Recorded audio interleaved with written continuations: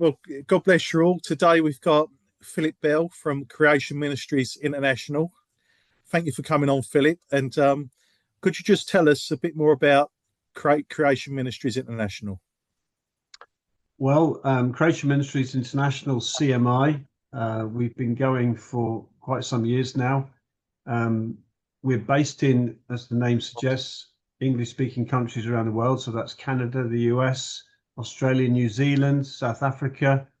I've got a base in Singapore, actually, and I head up the work in the UK and Europe generally. It's a ministry because it's a Christian organization.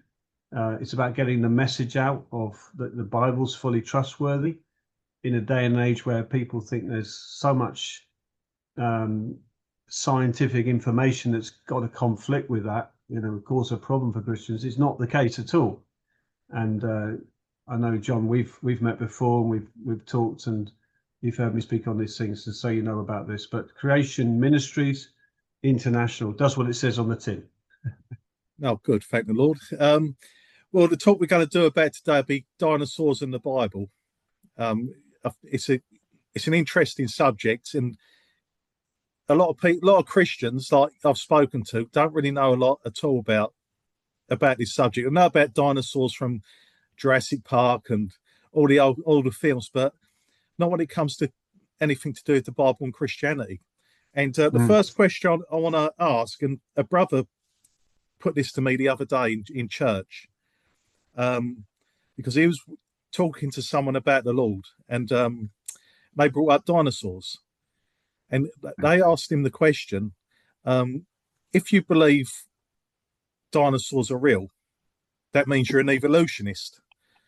Now, I assume because that's all the input from, like when I was at school, you had films like the first Jurassic Park come out when I was at school, and like The Land Before Time, all them type of things that the world, they existed a time before man. And so the question to him was, if you believe in dinosaurs, you're an evolutionist. What would your answer be to that? Yeah, I'm not surprised at the statement, because I've heard similar things before. I remember the first Jurassic Park film. Astonishingly, that's back in 1993. I wasn't at school then; I'd finished, but I well remember it. And then around about the same time, the BBC did something called Walking with Dinosaurs. Do you remember that? Yeah, I remember that. Yeah, both of those, of course, for the first time, showed people and dinosaurs together. So that was interesting. But yeah, the very idea of dinosaurs at the same time as people seems nonsense, because how could people exist in the same world at the same time as dinosaurs? That's the idea people have. So surely that couldn't happen because they're too big, they're too dangerous. And so evolution teaches they ruled the earth during the so-called Jurassic and at other periods of past time. And after, succeeding for 100 and so million years, they were wiped out by maybe an asteroid impact 65 million years ago. Plus, there's other theories about how the dinosaurs went extinct. And so no one could have seen a live dinosaur. That's the theory of evolution applied to dinosaurs. No one could have seen one. But Christians also struggle because they see that secular, that non-Christian way of understanding dinosaurs as an enemy of Scripture, an enemy of Christianity. And so they sometimes people say, well, I don't think they're anything to do with biblical history, the real history of the world. I think there's some trick that the devil has put in the way to stumble Christians. I remember the very first time I spoke on dinosaurs, it's got to be 25 years ago now. It was in Ipswich. I remember a church in Ipswich and in Suffolk, and I was speaking.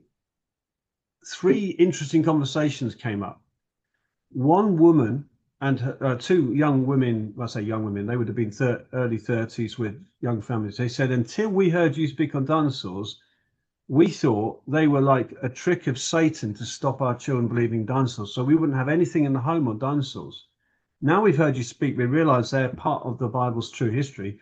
Can you recommend a Christian book on dinosaurs? Which was great. But there was another guy, an older man, I would say he was about 17. He came up to me, he said to me at the end, he said, I still don't think God made dinosaurs. I said, well, why not? He said, well, I look at Tyrannosaurus Rex. He's just so ugly. God wouldn't have made something like that. So the point is, I do get that some people struggle with it, but as you know, John, it isn't necessary to write them off as something which didn't exist because people may have a trouble with understanding them. You just need the right glasses on, the right way of looking at the subject, the right thinking about history. And if you have God's word in here, the truth about history from Genesis, that gives you a way of looking at the world, including dinosaurs, and you make sense. Yeah, amen. Yeah, good. Thank the Lord. One question that I've had a couple of times is that the Bible doesn't mention the word dinosaur. Obviously, that's true, but does the Bible actually teach anything about dinosaurs? Very good question. My colleagues who work in this organization, both in the UK and around the world, we know this question comes up. It's a natural question, so we always answer it. And one of the things we would say to that is, well, no, you wouldn't expect the word dinosaur in the Bible, because the word dinosaur wasn't invented until 1841. That's about 180 years ago-ish. Just like you wouldn't expect to find space rocket or motor car or smartphone in the Bible. Yeah. But would there be another word that was an older word for these creatures? I mean, what are these creatures? They're basically big reptiles, scaly lizard, massive monster things that once walked the earth, if the fossils are to be believed. And I do believe the fossils. Those fossils don't lie. They have a story to tell depending on your glasses. If you see it from the Bible's point of view, then you wouldn't be surprised to find there's some creatures that once were walking around on the planet which have become extinct. That happens in our modern day. Creatures become extinct. Usually, man's impact. We're not that great at keeping animals alive certainly not until the last 100 years. We used to hunt things and make trophies and put them on walls of fancy houses and stuff. So that it's only a more modern thing that we need to look after these animals. We need to conserve this endangered species. But there is a word in the Bible which you see translated in the old authorized King James version of the Bible as dragon. That's a Hebrew word called something like tannin, and it's always translated dragon in the King James. Now, in modern Bibles, it's translated jackal. Where it's a land animal, it's translated jackal, which is like a wild dog. Yeah, and if you read the verse and you didn't know that, that word jackal makes sense. It's a creature that inhabits wild places. Dragons were basically like that. There is not any difficulty in understanding the Hebrew word. Everybody knows it means dragon or monster. It doesn't mean dog, doesn't mean jackal. But it's as if the modern translators thought, well, hang on a minute. We think of dragons as fire-breathing, fancy, exaggerated fairy tale stuff, myths and legends. We can't have that in the Bible. So they choose a different word. But they don't do that. They're not consistent when they find the same Hebrew word used in relation to a creature that's in the water. And you've got verses in the Old Testament, dragons in the waters. And they don't change that to jackal in the water. Same Hebrew word. They put sea monster or something like that. So that's interesting. And I think the dragons of the fairy tales or the legends, the stories, we admit often are embellished. They're kind of exaggerated. There's some of the stuff about them is probably made up or exaggerated, but they've got a kernel of truth, which is a real animal that lived in history. And so the dragons of the legends and the stories are the dinosaurs of history. That's what we'd say. Now, there are two other Hebrew words used in the Old Testament that I think would also be dinosaurs. Both of these are found in Job, the book of Job, just before Psalms. At the very end of Job, this man's had a serious test for his faith. He's had a lot of suffering in his life. If anyone knows the book of Job, they'll realize that. And at the end, God speaks to him out of the whirlwind. And what he does is gives him a creation seminar. He basically shows him all these amazing creatures like the lion. How does it get its food? I know. You don't know. Well, you were around when I laid the foundations of the earth, Job. Do you know how I put these stars over here and these stars over here, and how this creature flies and the way it finds its food? And then at the very end of that list, it's like he picks an animal which is like the crowning argument. And what is it? It's behemoth, which is straight out of the Hebrew, because no one's not quite sure what that animal is. So behemoth literally means gigantic beast. And chapter 40 of Job, there's about, from the middle of the chapter to the end, it's all about this one animal. Okay, the biggest creature God made, the chief of his works. And it describes it with a massive tail like a cedar tree, moves its tail like a cedar tree. Well, we know those massive long-necked, long-tailed dinosaurs. You know, some people will know words like Diplodocus or Brachiosaurus or whatever. They did, according to modern reconstructions, have tails the size of trees, and they did, according to modern way of understanding, they didn't trail them on the ground. They kind of, if I can come out of the camera here, Yeah. they moved them slowly like this, according to the reconstructions. So they swayed. Yeah. I could say, very, very interesting. It seems like a perfect description of a sauropod, a long-necked, long-tailed dinosaur.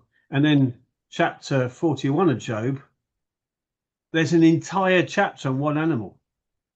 And if that's just some kind of metaphor or myth, why on earth would God pack a chapter of the Bible with so much detailed information on one animal? Yeah. And the animal looks crocodile-like, but it's not like any crocodile alive today. It's clearly a much, much bigger crocodile. And what's interesting is they now find fossils of what they call mega crocodiles, Sarcosuchus or Dinosuchus. And these are impressive beasts. So it'd be about 10 times bigger and heavier than the biggest saltwater crocodile from Australia or the biggest Nile River crocodile. So in answer to that question, yes, it's a long answer, but that's because it's a good answer. We've got so much good things to say. Hebrew word tannin, which really should be dragon, 21 times in the Old Testament. And then behemoth, a whole section of chapter 40 of Job. Leviathan, Job chapter 41, that's clearly a real animal. Yeah. There are other mentions of Leviathan in the Old Testament. Some of them are clearly referring to a real creature, and some of them are probably like picturing the devil. Yeah. So like the devil is called a serpent in the Revelation, referring back to the Garden of Eden when Eve was tempted and Adam was tempted. And there are times when the devil is likened to a serpent or even Leviathan, a sinister creature. But that doesn't mean serpents don't exist. Yeah, of course, yeah. And so Leviathan exists, even though occasionally the reference to Leviathan in the Old Testament is to the devil. Oh, great. Great. Yeah. Next one. When were dinosaurs created? Well, I think the land animals were all, the Bible says the land animals were all created on day 6. So land-dwelling dinosaurs would have been day 6 creations. The sea-going creatures and the flying creatures were all made on the 5th day. So that means things like plesiosaurs and ichthyosaurs and pliosaurs, these big sort of sea monsters we know from the fossil record, they would have been day 5 creations. And then the same with the pterosaurs, the pterodactyls, these small, some of them are small bird-sized flying reptiles, and some of them, based on the fossils we know, had the wingspan like a jet airplane, pteranodon or something. They would have been day 5 creations. And by the way, John, that shows you that you can't marry Genesis to the idea of Genesis, 6 days of creation. You can't marry that to the evolutionary idea. Why? Because evolution says land animals evolved first, and then some of those land animals, those reptiles, evolved wings and feathers and took to the skies. So that pterosaurs and birds and things came from land animals that over millions of years had developed wings. Yeah. And the same with the creatures that go, things like dolphins and whales. they're a land mammal that's gone back into the water over millions of years. And the sea-going reptiles like the mosasaurs and the plesiosaurs and these sorts of marine dinosaurs, you could call them if you like, they, according to evolution, came from land animals. But no, the Bible says day 5, the sea creatures came first. So if God had wanted to put creation in an order that would help modern people see evolution as what he had in mind, he could easily have just reversed the 2 days. It's like he's written Genesis so it would refute any idea of evolution. And what's that about? We believe about 6,000 years ago, isn't it? I don't believe that there are huge gaps in the genealogical lists. You know, the genealogies in Genesis chapter 5. Now, some Christians who believe in creation and don't accept evolution, they would say there's maybe some gaps, because the old-fashioned word begat, you know, so-and-so begat so-and-so begat so-and-so. Begat means to have offspring like you. Yeah. You can create or make something, but you don't create something that's like you unless it's a statue. And even then it's not you.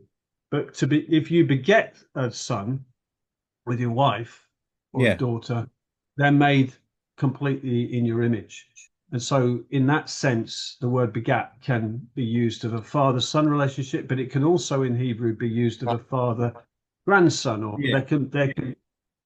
Now, so I accept that there could be some gaps, but when you look at the genealogy, for instance, in Genesis 5, which gives you a whole list of people from Adam through to Noah, 10 generations, if you count up where Enoch is, he's number 7.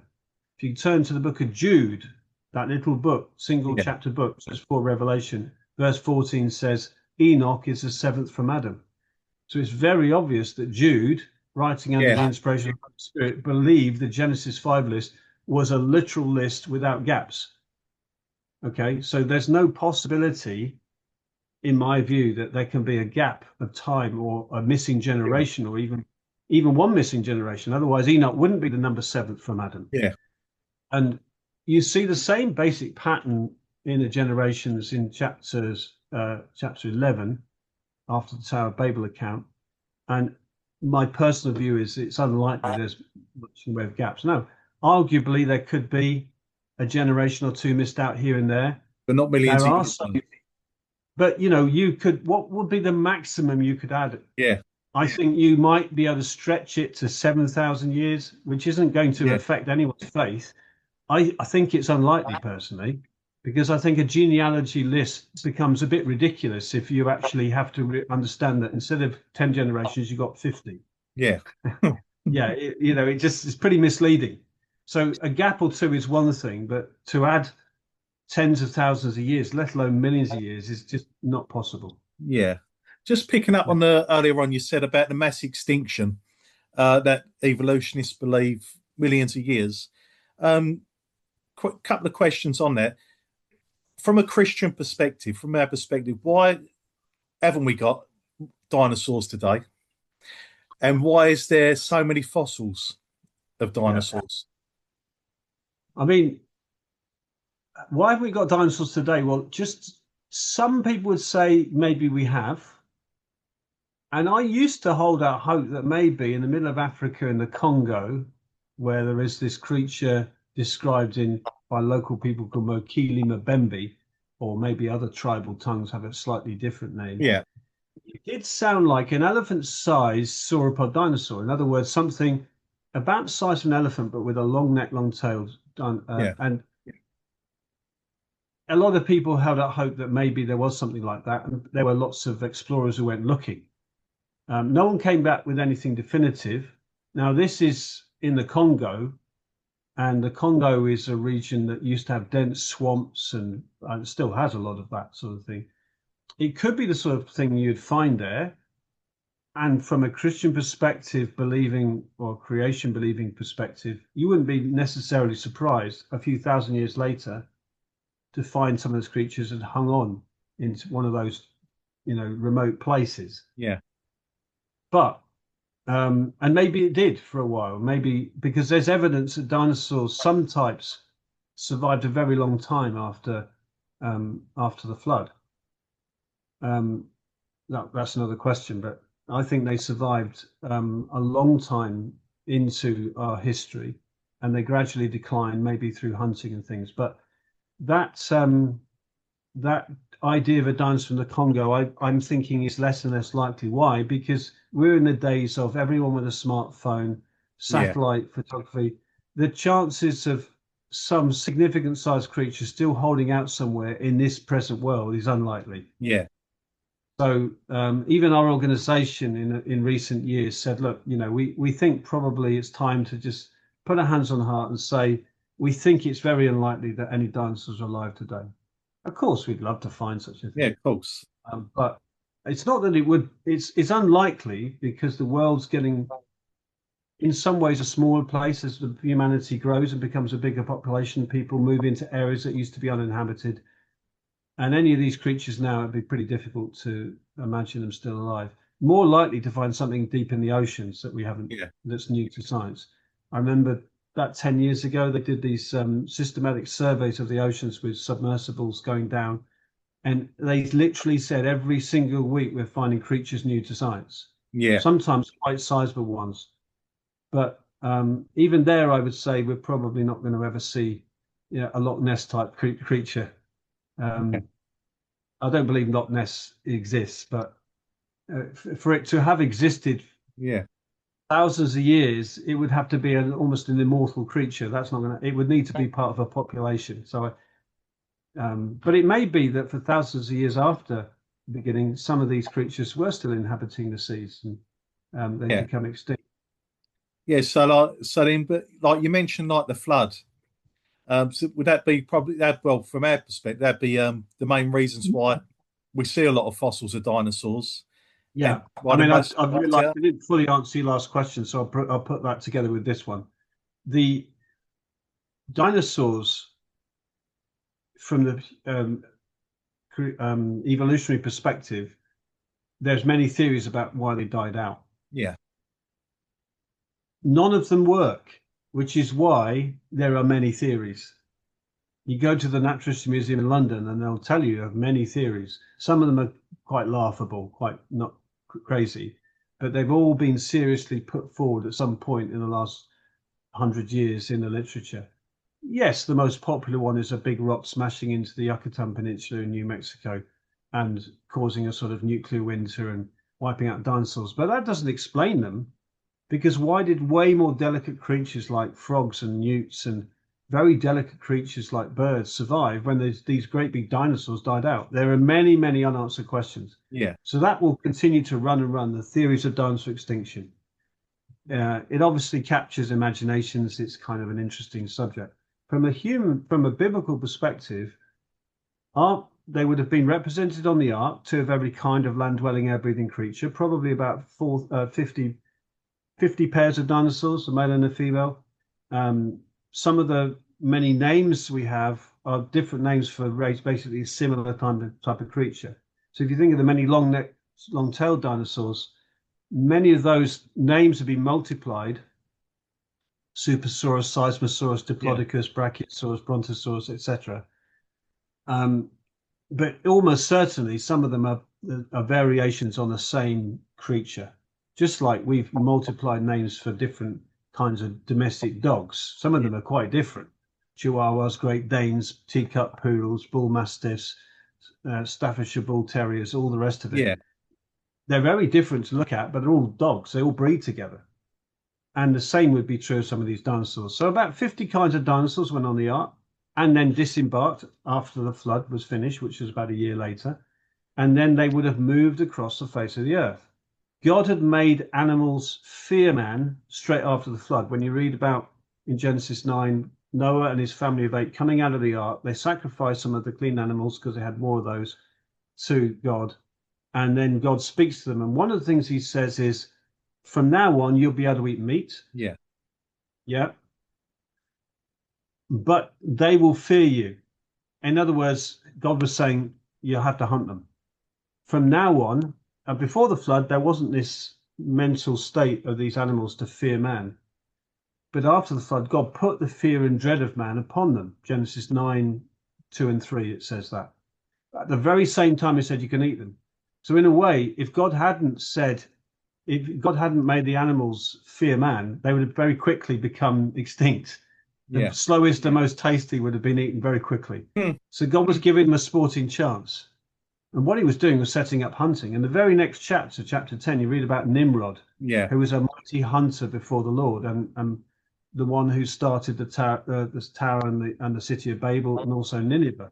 So that's really quite interesting. He's a hunter. He's become, at this point in history, quite famous for his hunting.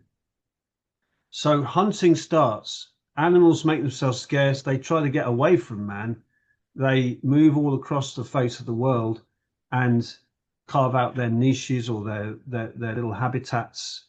And some of them hang on for a long time before man catches up with them and starts hunting them. So we've got, in the last few hundred years, some famous examples of creatures that became extinct because of man's impact. The dodo, for example, or the Tasmanian devil, or the Tasmanian wolf, both Tasmanian wolf, I should say, down in Australia. So we've got real solid examples of that. And I'm suggesting to you that, and your listeners, that dinosaurs would have become more and more rare. They would have declined in numbers and in varieties, mostly through the impact of man. And eventually they're just wiped out. Certainly any bigger creatures are going to be a threat to man, not necessarily by attacking him, but trampling down his fences and his crops, and people don't like that. So there'll be good reasons why that happened. And even today in countries like India, as you'll probably know, as long as the wildlife keeps to itself, people are okay. But when a tiger starts invading the village, they go out and hunt that tiger. If elephants get too feisty and start, because of rising floodwaters, they come in closer to where people live, they start trampling their crops and they're a danger to people. At that point, you get conflict between humans and animals. But if you imagine that happening with much potentially more dangerous creatures, people would have eventually acted to get rid of them. So I think that's a good explanation. The question that would come from that would be, what's the evidence? Well, outside the Bible, there's loads and loads of pictures that people have drawn on tombs and engravings, legends that people have written down, which suggests that people did see what we today call dinosaurs. Yeah. Right, we've got a couple of minutes left. It's been interesting. I've learned a lot myself today. Hopefully I'd like to get you in for part 2, because I've got so many more questions. Sure. Just tell us about Creation Ministries International, your website, where we can buy materials, and if you've got any conferences or anything coming up, and I can put them on the groups. Thank you. Because Zoom's going to chuck me out in probably 5 minutes, so we've got a couple of minutes. So we have a website, creation.com, dead easy to remember. That's a massive resource of free material online. We do have a web store. You can go and order books and materials there, posters and other things. So do have a look at that. We have a ministry calendar that tells you where we're going to be, speaking on the subject in the UK and other places. Again, if you go on the website, you'll find all of that. We have a conference coming up. There's a button on the website on the front page that tells you about it. It's in Leeds, 25th, 26th of September this year. And that's going to be a conference with loads of speakers, a children's program on a Saturday, lots of food vendors and things. So we've taken care of details. We're looking to have a real blast for the glory of God, enjoy fellowship with like-minded people, and have a feast of talks on a whole range of subjects. So I encourage you to be there. One of my colleagues, Lucian, just finished a PhD, and his PhD was in the subject of dinosaur tissues and finding proteins in it. And he's going to tell people about that research he did at Liverpool University. We had to keep it under wraps, but we can publish it now. So go to creation.com, you'll find out more. And if you want to be on our mailing list, pick up the phone. You'll find us details on the website, and you'll find, I can give you our phone number. It's 0116 for Leicester, and then it's 6848999. That gets you through to our office. And if you want to be added to our mailing list, you get something called Creation Update, a free newsletter, and other stuff. So thanks very much, John, for having me on. No worries. Thank you very much.